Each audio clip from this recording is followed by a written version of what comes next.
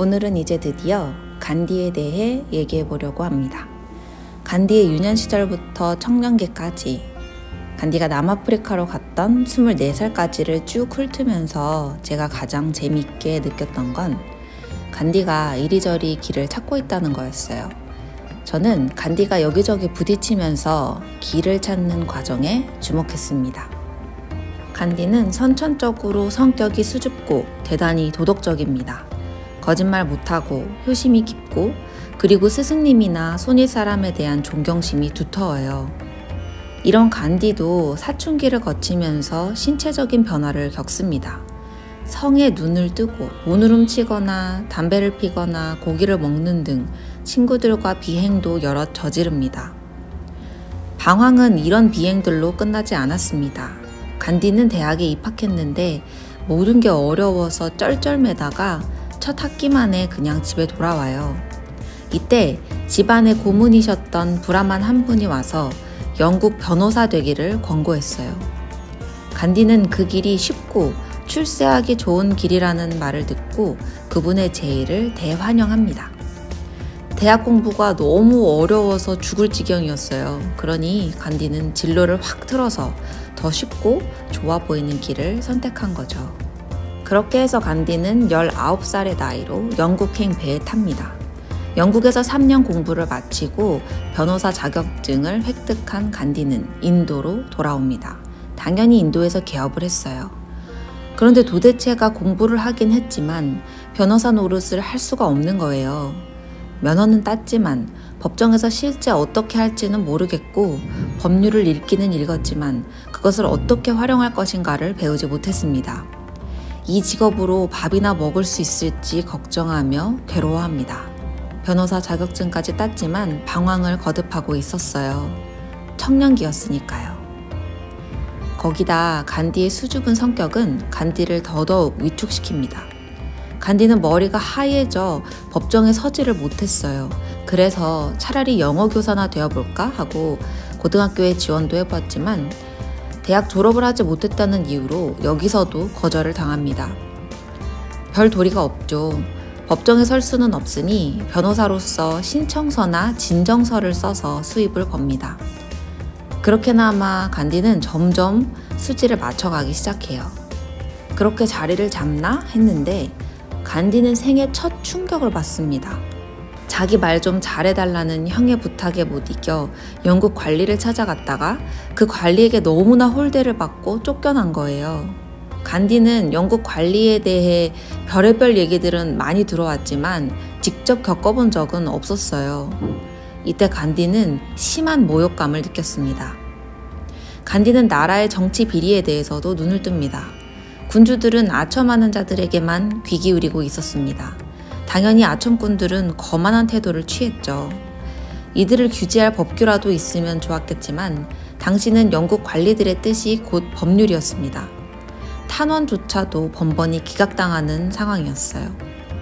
간디는 이런 인도 사회 내 분위기를 하나의 위기로 느낍니다.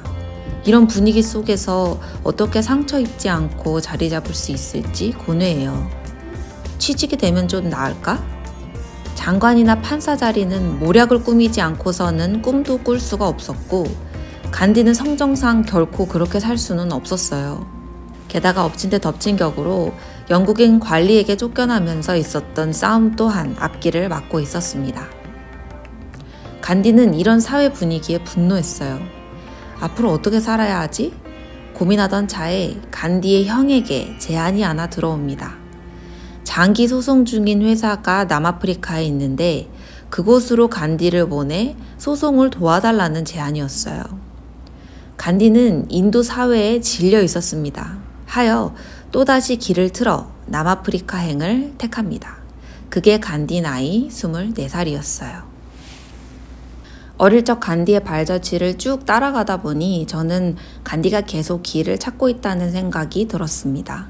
사춘기를 겪고 학교 공부가 어려워 영국으로 도피성 유학을 가고 번듯이 변호사 자격증까지 따서 돌아왔지만 그게 삶의 방향이 되어주진 않아서 여전히 고뇌합니다.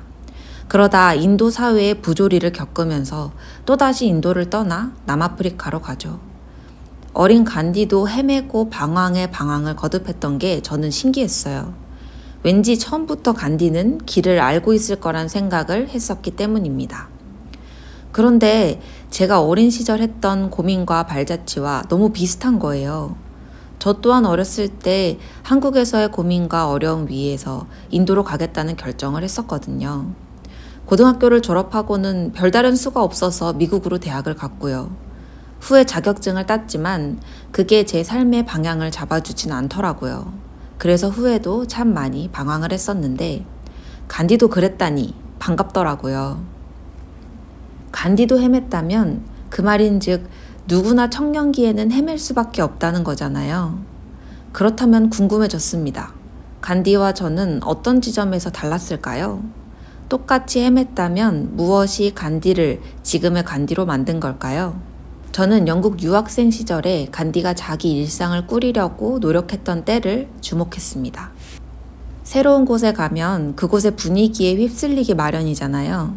처음 영국에 도착했을 때 간디도 새로운 곳에 적응하기 위해 자충우돌했어요. 하루는 영국 신사가 되어보자 간디는 결심합니다. 야외복을 맞춰 입고 머리도 손질하고 영국 신사의 기본 중 기본인 댄스와 프랑스어 그리고 웅변술까지 배워요. 거기다 피아노와 바이올린까지 더해서 배웁니다. 간디는 영국 신사가 되겠다는 생각에 한껏 들떴습니다. 근데 저도 그랬던 것 같아요. 미국에 갔을 때 저도 간디가 영국 신사가 되려고 했던 것처럼 미국인들 따라잡느라 바빴거든요. 옷차림새 바꾸겠다고 쇼핑 다니기 바쁘고 그랬어요. 그때는 제 자신을 돌아볼 생각은 못했던 것 같아요.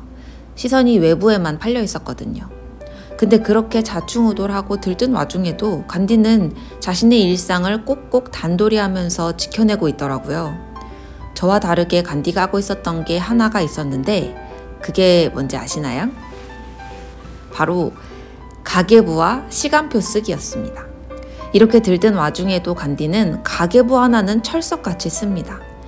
그날 쓴 비용은 한 푼도 남김없이 꼭꼭 기록했고 매일 밤 장부 대차도 완벽하게 맞춰둡니다.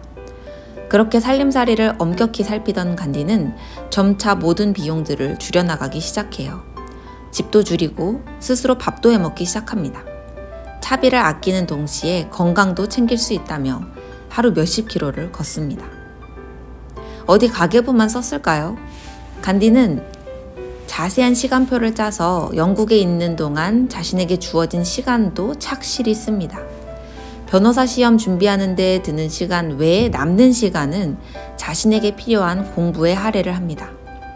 그렇게 가계부와 시간표를 적으면서 자연히 댄스나 차림새 등 영국 신사가 되어보자 들떴던 마음들이 가지가 쳐져요.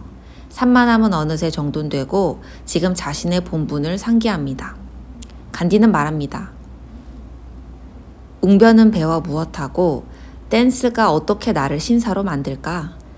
나는 학생이니 공부를 열심히 해야 할 것이다. 내 인격이 나를 신사로 만들어주면 더 좋지 않으냐? 그러지 말고 욕심을 버려야겠다. 그렇게 간디는 웅변 공부를 그만두고 바이올린 선생님에게도 댄스 선생님에게도 이제 그만둘 생각이라며 정성 들여 편지를 씁니다.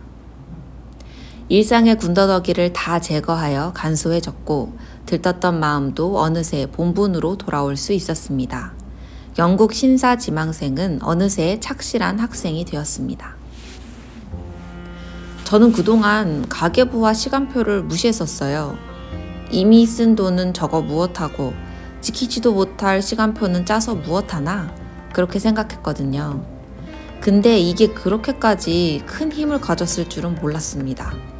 이번에 생각해보니까 가계부와 시간표를 쓰는 동안 우리는 스스로를 점검할 수 있더라고요. 오늘 하루 어떻게 돈을 썼는지를 돌아볼 수 있고 또 내일 하루 어떻게 시간을 쓸지를 고민할 수 있습니다. 자기 점검은 간디로 하여금 불필요한 것들을 덜어내어 일상을 간소화할 수 있게 도와준 거예요. 보통 방황을 할 때는 생활도 흐트러지고 일상도 난장판이 되기 쉽잖아요. 그럴 때 욕망에 더 끄달리고 방탕한 일상을 보내기가 쉬운데 누구에게나 혼란스러운 청년기를 잘 넘어갈 수 있도록 간디를 지켜줬던 건 결국 가계부와 시간표를 적으면서 스스로를 돌아볼 수 있었던 시간이 아니었을까 생각해 보았습니다. 저는 앞으로 가계부와 시간표 적기를 가열차게 해보려고 합니다.